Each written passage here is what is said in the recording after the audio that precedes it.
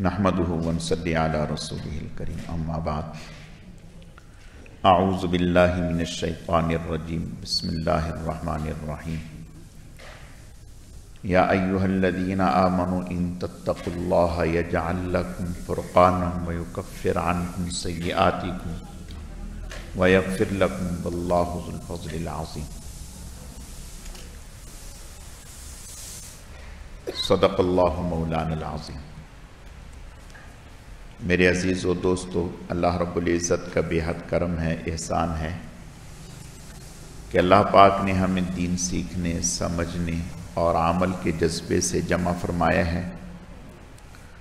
اللہ تعالی ہم سب کے آنے کو، جمع ہونے کو، مل بیٹھنے کو اپنی بارگاہ میں قبول فرمائے۔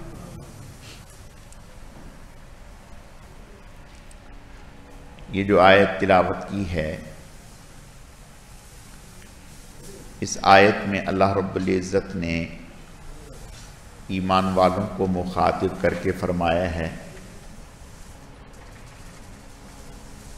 اگر آپ تقوی اختیار کریں گے، یا ایھا الذین آمنوا ان تتقوا اللہ، اگر تم اللہ تعالیٰ سے تقوی اختیار کرو گے، وَيَجْعَلْ لَكُمْ فُرْقَانًا،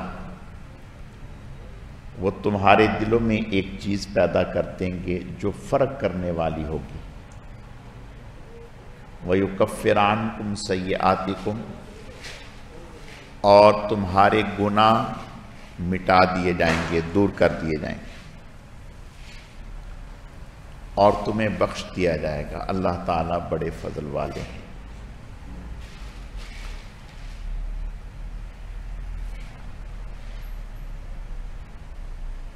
اللہ تعالیٰ کی ذات کریم ذات ہے،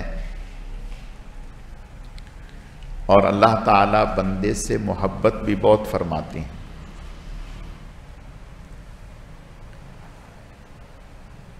لیکن بندہ اپنے اللہ کو اپنا جذبہ دکھلائے،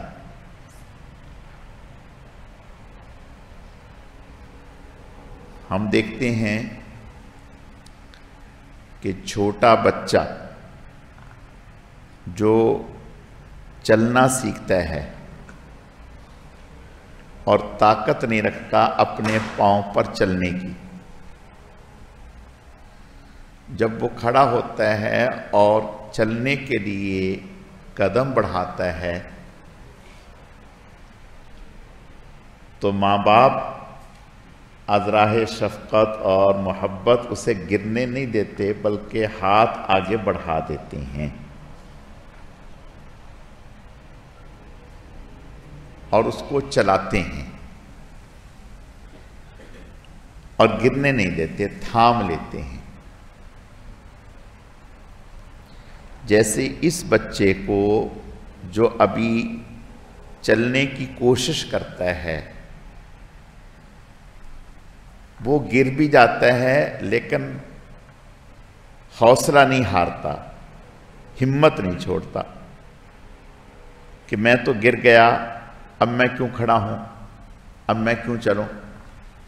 وہ دن میں نہ جانے کتنی دفعہ گرتا ہے اور پھر کھڑا ہوتا ہے، پھر چلتا ہے۔ بس اسی کا نام تقوی ہے۔ جس ماحول میں ہم چل رہے ہیں، اس ماحول میں جو جہاں ہے اس کو آگے بڑھنا ہے۔ مولوی کا تقوی اور ہے، جو مسجد میں بیٹھا ہے اس کا تقوی اور ہے، جو دکان میں بیٹھا ہے اس کا تقوی اور ہے، جو عدالت میں بیٹھا ہے اس کا تقوی اور ہے، جو حکومت میں بیٹھا ہے اس کا تقوی اور ہے، جو بازار میں بیٹھا ہے اس کا تقوی اور ہے۔ غرض یہ کہ ہر ایک کا تقوی الگ ہے، اور ہر ایک کو اپنے اس ماحول میں جس میں وہ چل رہا ہے، اس ماحول میں اپنے آپ کو بچا کر کے آگے بڑھنا ہے۔ اب وہ کیسے بچے گا؟ یہ اس کو خود پلان کرنا ہے،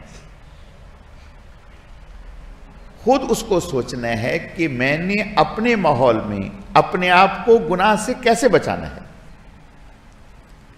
پہلے وہ ترتیب سوچے، پروگرام بنائے۔ پہلے تو یہ سوچے کہ میں جس ماحول میں ہوں مجھ سے گناہ کیا ہو رہا ہے، اللہ کی نافرمانی کیا ہو رہی ہے۔ اور پھر جب یہ اندازہ ہو جائے کہ ہاں یہ مجھ سے گناہ ہو رہے ہیں، تو اب یہ سوچے کہ میں نے اس گناہ سے اپنے آپ کو کیسے بچانا ہے۔ سب سے پہلے توبہ کرے، اللہ تعالیٰ سے معافی مانگے سچے دل سے کہ یا اللہ پاک جس ماحول میں میں چل رہا ہوں میں توبہ کرتا ہوں، معافی مانگتا ہوں، میں اپنے آپ کو گناہ سے بچانے کا پختہ ارادہ کرتا ہوں۔ اور پھر توبہ کے ساتھ ہی اس گناہ سے الگ ہو جائے اور پختہ ارادہ ہو کہ آئندہ میں یہ گناہ نہیں کروں، اور اس گناہ سے الگ ہو جائے،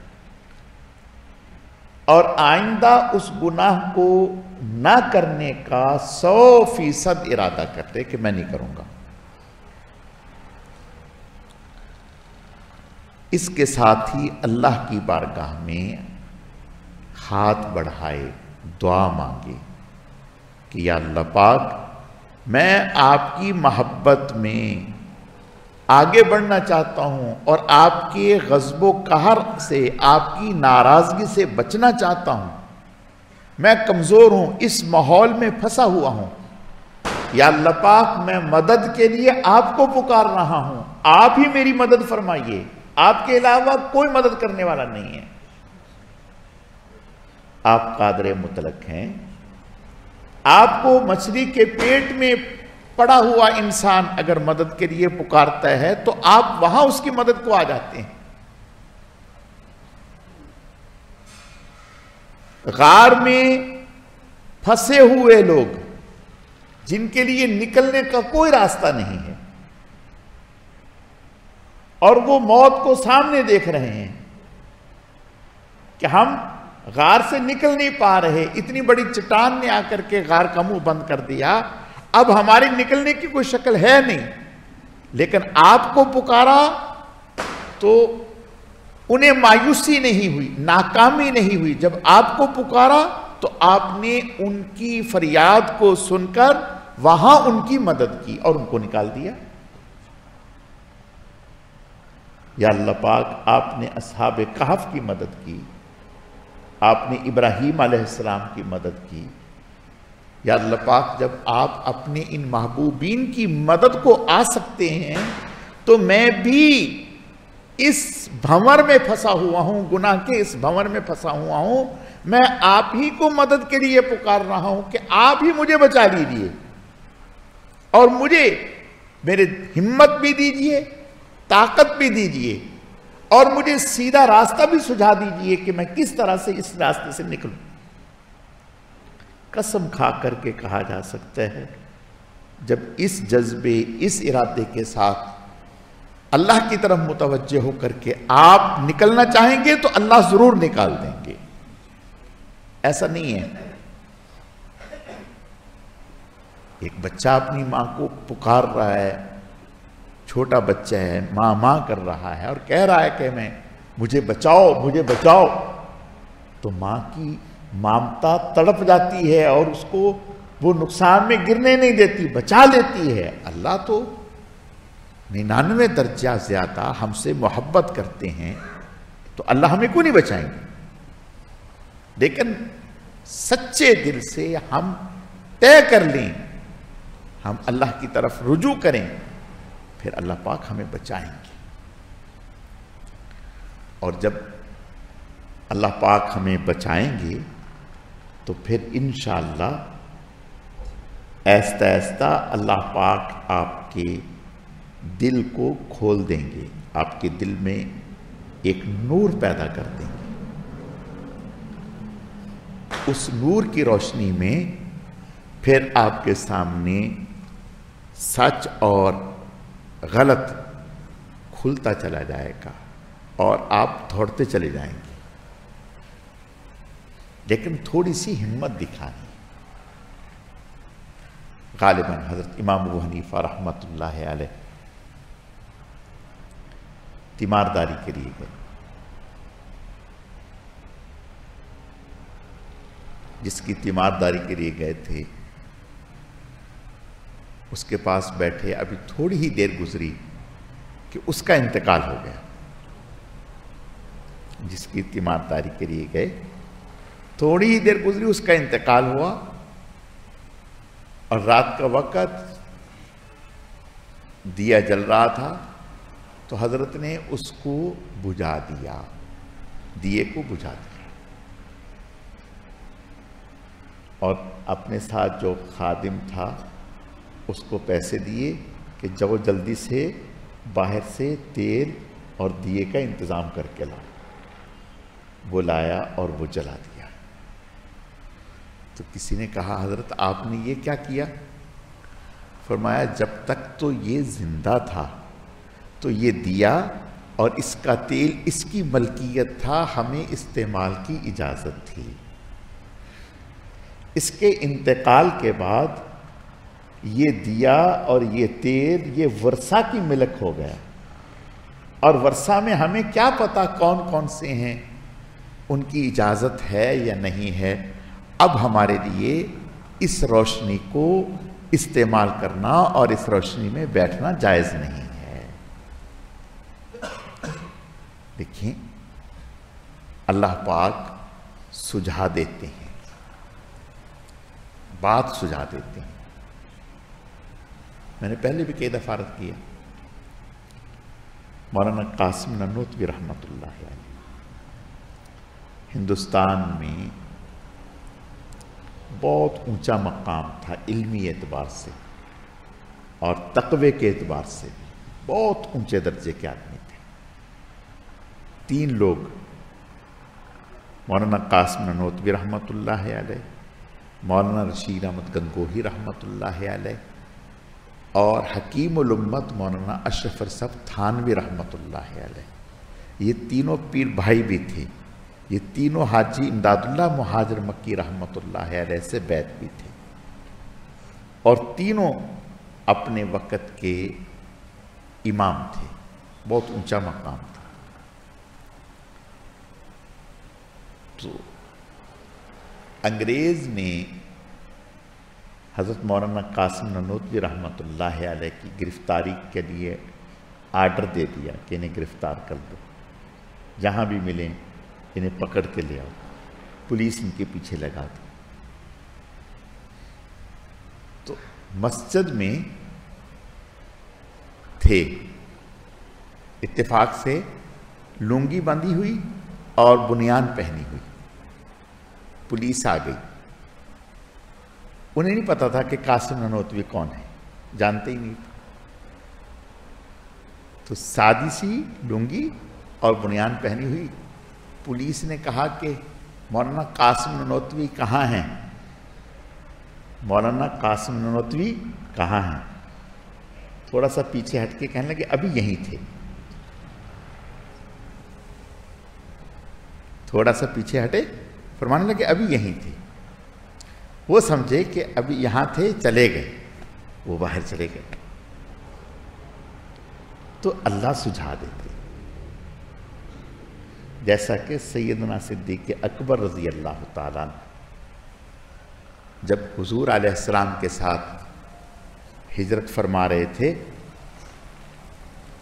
تو اس وقت ایک شخص سیدنا صدیق اکبر رضی اللہ تعالیٰ عنہ کا جاننے والا، پہچانتا تھا انہیں، وہ راستے میں ملا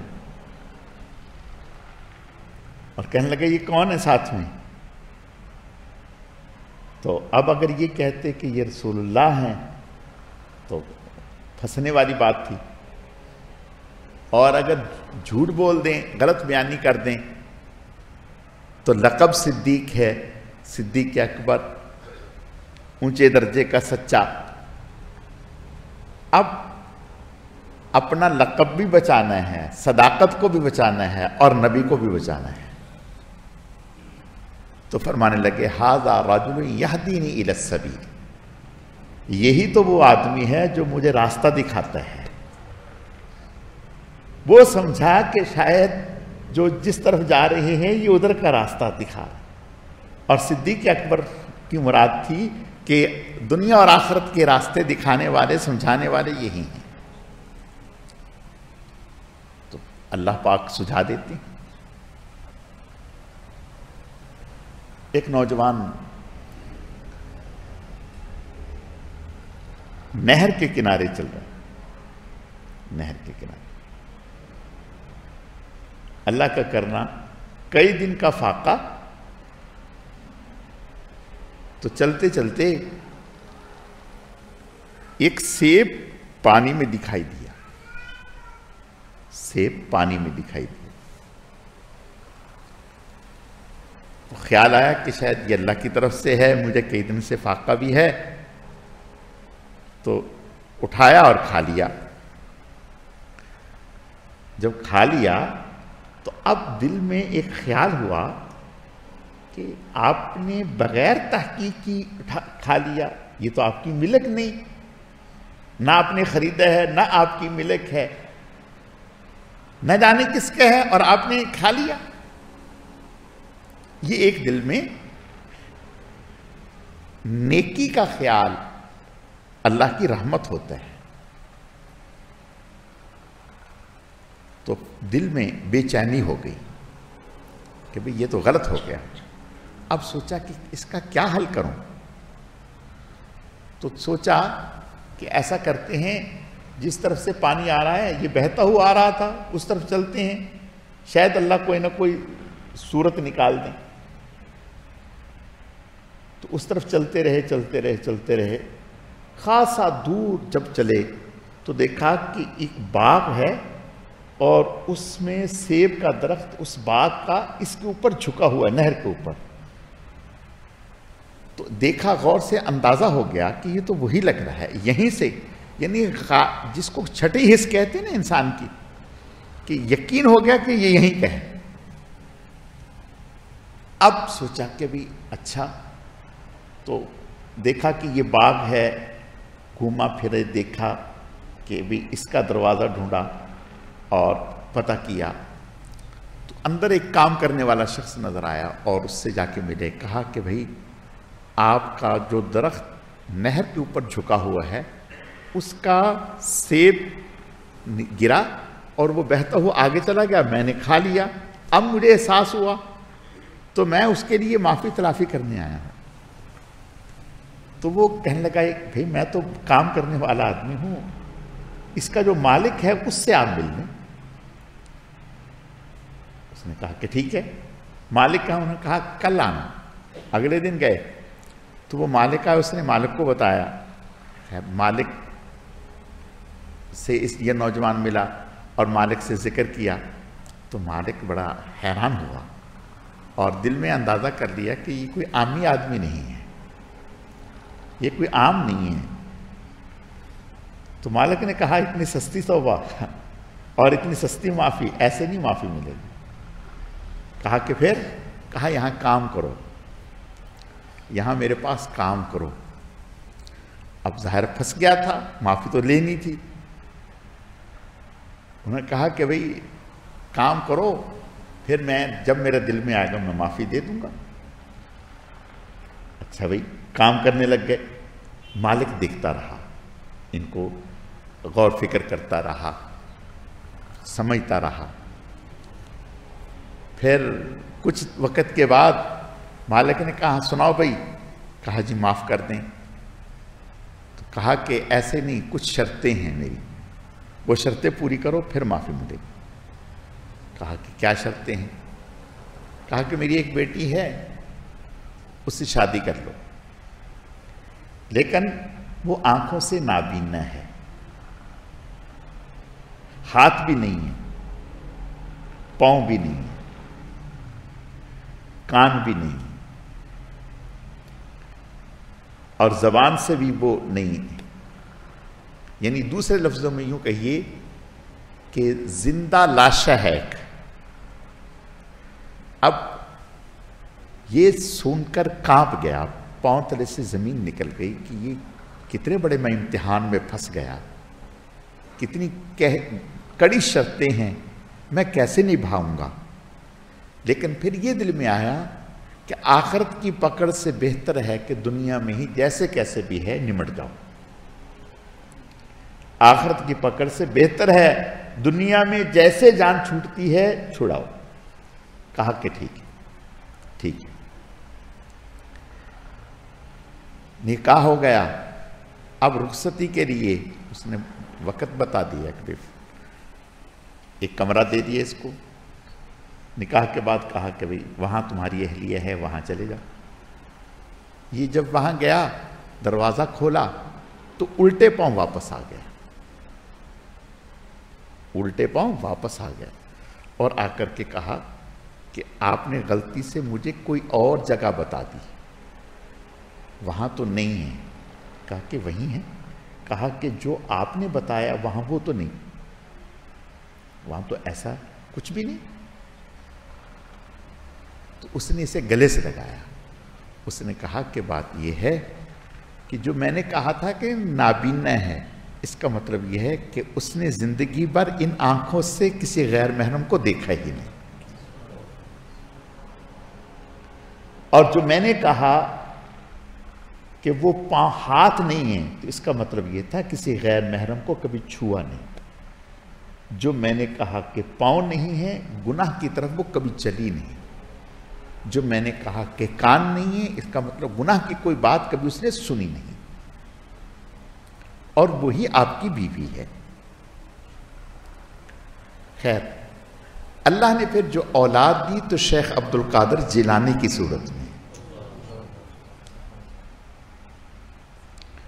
اللہ نے جو پھر اولاد دی تو وہ شیخ عبد القادر جیلانی کی صورت میں بیٹا اللہ نے دیا, جس سے لاکھوں کروڑوں انسانوں کو فیض پہنچا. آج جتنے بھی اولیاء کے مبارک سلسلے ہیں سب کے بڑے شیخ عبد القادر جیلانی ہیں. کوئی سلسلہ ان کے بغیر آگے تک جاتا نہیں. تو یہ تقوی ہی کی بدولت ہے. لیکن کب؟ جب انسان قدم اٹھائے سچے دل سے. اور اگر کوئی آدمی کہے کہ بھئی مجھے ہاتھ نہ اٹھانا پڑے اور لقمہ میرے منہ میں آ جائے, تو ایسا تو نوالا بھی آپ کے منہ میں نہیں آئے گا. دسترخوان پر بیٹھے ہوئے بھی نوالا منہ میں نہیں آئے. نوالا لینے کے لیے بھی ہاتھ بڑھانا پڑے گا. تو بھائی تقوی کے لیے جب سچے دل سے قدم بڑھائیں گے تو اللہ پاک ہمیں تقوی کی دولت نصیب فرمائیں گے. لکھ لیں یہ بات دیانتداری سے, اللہ کے گھر میں بیٹھ کر. قرآن غلط نہیں ہے, قرآن سچا ہے. اللہ کہہ رہے ہیں وَمَن يَتَّقِ اللَّهَ يَجْعَلْ لَهُ مَخْرَجًا وَيَرْزُقْهُ مِنْ حَيْثُ لَا يَحْتَسِبُ. جو تقوی اختیار کرتا ہے اللہ ہر پریشانی سے, ہر مصیبت سے, ہر ناگہانی سے اس کے لیے نکلنے کے راستے پیدا کر دیتے ہیں. نکلنے کے راستے, اور ایسی جگہوں سے رزق دیتے ہیں کہ اس نے کبھی سوچا بھی نہیں ہوتا. حضرت مریم نے تقوی اختیار کیا تو اللہ نے کیسے نکلنے کا انتظام کیا. لوگوں نے کہا یا اخت ہارون ما کان ابوک امرأ سوء وما کانت امک بغیہ. اے ہارون کی بہن, آپ کو کیا ہو گیا؟ آپ کا باپ بھی ایسا, آپ کی ماں بھی ایسی نہیں, عزیزہ اقربا بھی ایسے نہیں, تو آپ اولاد شادی تو آپ کی ہوئی نہیں. فاشارت الیہ, بچے کی طرف اشارہ کر دیا کہ اسی سے پوچھیں. کیف نکلم من کان فی المہد صبیا, جو گود میں ہے, گہوارے میں ہے, دودھ پی رہا ہے, وہ کیا بات کرے گا؟ وہ بولا انی عبد اللہ, میں اللہ کا بندہ ہوں. آتانی الکتاب, مجھے کتاب دی ہے. وجعلنی نبیا, مجھے نبی بنایا ہے. وجعلنی مبارکا اینما کنت واوصانی بالصلاۃ والزکاۃ ما دمت حیا, میں بابرکت رہوں گا جہاں بھی رہوں گا. نماز کا حکم دیا، زکوٰۃ کا حکم دیا، وبرم بوالدتی، میری والدہ پاکیزہ ہے. اللہ نے کیسے راستے پیدا کر دیے، یہ ایک نہیں بہت واقعات ہیں. لیکن میرے عزیزو بات یہ ہے کہ ہم طے کر لیں، ہم جس ماحول میں ہیں جو جہاں ہیں وہیں اپنے آپ کو گناہ سے نکالنے کی کوشش کر لیں. بس جو جہاں ہے وہ وہیں اپنے آپ کو گناہ سے نکالنے کی کوشش کر لے. اور یہ بھی نہیں کہ ایک دن میں ہی آپ بدل جاؤ گے، نہیں، کوشش شروع کر دیں، قدم اٹھانا کوشش شروع کریں. جب انشاءاللہ آپ پہلا قدم اٹھائیں گے تو اللہ دوسرا بھی اٹھوا دیں گے اور گرنے نہیں دیں گے. اللہ تعالیٰ سمجھنے کی، عمل کرنے کی توفیق عطا فرمائے. الحمدللہ رب العالمین والعاقبۃ للمتقین.